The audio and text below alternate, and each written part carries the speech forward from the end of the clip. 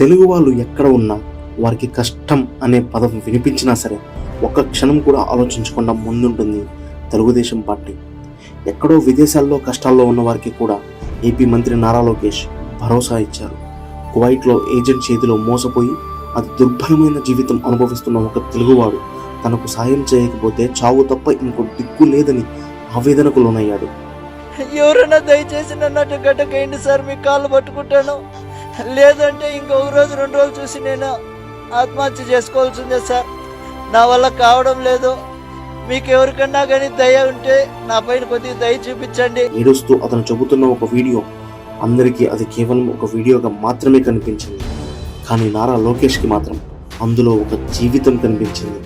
అందుకే అది తన దృష్టికి వచ్చిన మరుక్షణమే మానవత్వంతో స్పందించారు. నీకు నేనున్నాను, అధైర్యపడొద్దు అని అతనికి కొండంత ధైర్యాన్ని ఇచ్చి అతని కుటుంబం గురించి ఆరా తీశారు. కువైట్లోని అతని ఆచూకీ కనుక్కొని అతి త్వరలోనే అతన్ని మళ్ళీ ఆంధ్రప్రదేశ్లో అడుగు పెట్టేలా చేస్తానని మాట ఇచ్చారు.